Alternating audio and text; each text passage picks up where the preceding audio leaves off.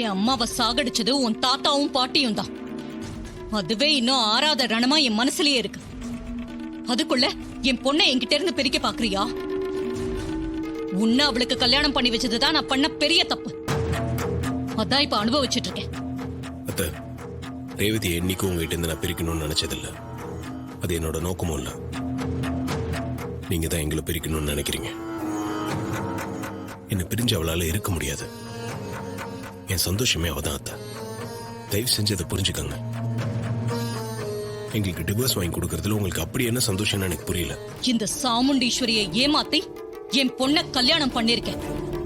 நான் யார ஜென்ம விரோதியா நினைக்கிறேனோ அந்த குடும்பத்திலிருந்து வந்து என்ன முட்டாளாக்கி இருக்கேன்.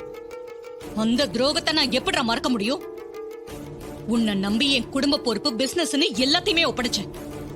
அப்போ கூட என்ன ஏமாத்துறேன்னு உனக்கு கொஞ்சம் கூட உறுத்தவே இல்லைல்ல? இது வரைக்கும் நான் பல வாட்டி உங்ககிட்ட விளக்கம் சொல்லிட்டேன். சந்தர்ப்ப சூழ்நிலை அப்படி என்னால உண்மையை சொல்ல முடியல. எந்த சூழ்நிலையிலயும் நீ நேர்மையா இருந்திருந்தா உன்னை நான் பாராட்டி இருப்பேன். ஆனா நீதான் என் குடும்பத்துல பிரச்சனை பண்ண வந்தவனாச்சே. நீ எப்படி உண்மையை சொல்லுவ? அந்த ராஜா சேதுபதியோட பேரன் யாருன்னு தெரிஞ்சுக்க நான் எவ்வளவு கஷ்டப்பட்டேன்னு தெரியும்ல? அப்பெல்லாம் கூடவே இருந்துட்டு என்னை ஏமாத்தினவன் தானே நீ. அதோட என் தங்கச்சி நீ யாருன்னு நிரூபிக்க முயற்சி பண்ணப்பலாம் எங்களை முட்டாளாக்குனவன் தானே நீ. நீ நியாய தர்மத்தை பத்தி பேசுறதே எனக்கு வேடிக்கையா இருக்கு. நீ வந்த பிறகுதான் இந்த அமைதியா இருக்கிற குடும்பத்துல நிறைய பிரச்சனைகளே வந்துச்சு. அந்த கிழவி அடிக்கடி இங்க வந்துட்டு போக ஆரம்பிச்சா.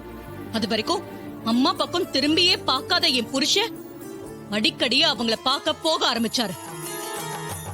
ஏன் கண்ட்ரோல்ல இருந்த என் ஃபேமிலி இப்ப என் கட்டுப்பாட்டிலேயே இல்ல. எல்லாரும் ஓம் பக்கம் சாஞ்சிட்டாங்க. இப்படிப்பட்ட உன்னை இனிமே நான் ஏன் பொறுத்துக்கணும்? உங்க ரெண்டு பேரையும் பிரிச்சாதான் நீ செஞ்ச தப்புக்கு அது தண்டனையா இருக்கும். இத பாரு, இப்ப சொல்றேன் கேட்டுக்கோ. இன்னைக்கு நீங்க கொண்டாடினது முதல் வருஷ கல்யாண நாள் இல்ல. இதுதான் உங்களுக்கு கடைசி கல்யாண நாள். நீ இந்த வீட்டு மாப்பிள்ளைங்கிற அடையாளத்தை தூக்கி எரிஞ்சிரு. உன்னை இந்த ஊரை விட்டே துரத்தாம நான் விட மாட்டேன்.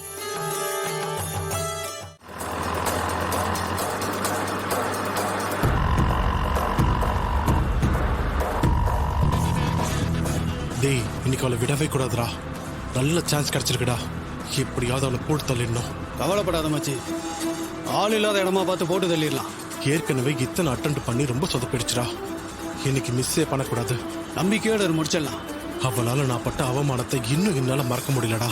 யாராலையும் கண்டுபிடிக்க முடியாத வீடியோ மேட்டரை கண்டுபிடிச்சு எல்லாரும் முன்னாடி என்னை அவமானப்படுத்தி லாக்கப்ல தூக்கி வச்சுட்டா. அவ கதையை முடிச்சாதான் என் மனசுக்குள்ள இருக்கிற குதிப்படங்கும். டேய், புலம்புறத நிப்பாட்டுறா. வேலையில கவனத்தை வைடா. அவ சோழியை முடிச்சிட்டு போயிட்டே இருக்கும். ஓகேவா? சரிடா.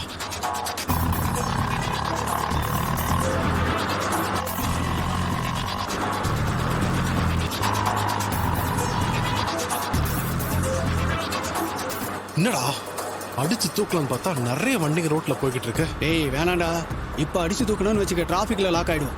ஈஸியா மாட்டிப்போம். கரெக்ட் டைம் பார்த்து தாண்டா அடிச்சு தூக்கணும்.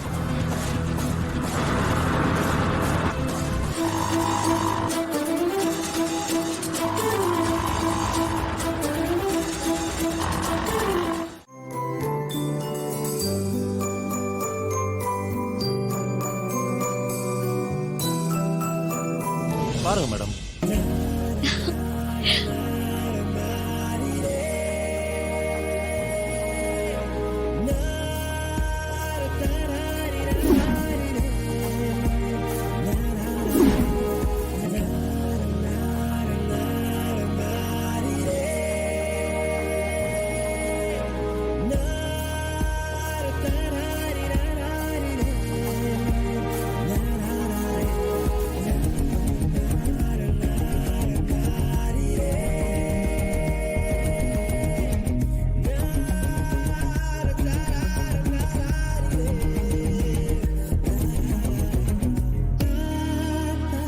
மேடம், நீங்க சொன்ன மாதிரி பைக்ல எல்லா விஷயங்களும் பண்ணியாச்சு.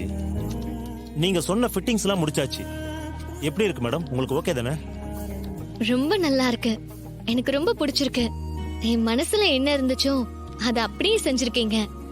Really I appreciate your sincerity sir. Madam, bike யார் வேணும்னாலும் வாங்கலாம்.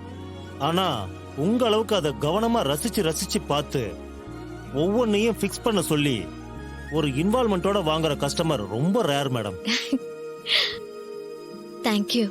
ஆக்சுவலி உங்கள மாதிரி ஒரு கஸ்டமர் வந்து இந்த மாதிரி ஆசை ஆசையா கேட்கும்போது எங்களுக்கே ஒரு உற்சாகம் வந்துடுது மேடம். இந்த ஃபிட்டிங்ஸ் பண்ண டீம் ரொம்ப ஹாப்பியா ஒர்க் பண்ணாங்க. we are very happy madam. It's so nice of you. Madam, பொதுவா நான் அபிஷியலா தான் கஸ்டமர்ஸ் கிட்ட பேசுவேன். ஆனா நீங்க இந்த பைக் வாங்குறதுல காட்டின அக்கறைய பார்க்கும்போது உங்க ஹஸ்பண்ட் ரொம்ப லக்கி மேடம். Thank you sir. ஆனா ஆக்சுவலி அவர் எனக்கு ஹஸ்பண்டா கிடைச்சது என்னோட luck. I love him so much. அத நீங்க சொல்லவே வேணாம் மேடம். இந்த பைக்கே சொல்லும் உங்க லவ் எப்படிப்பட்டதுன்னு. ரொம்ப சந்தோஷம் சார். இத உடனே டெலிவரி கொடுப்பீங்களா?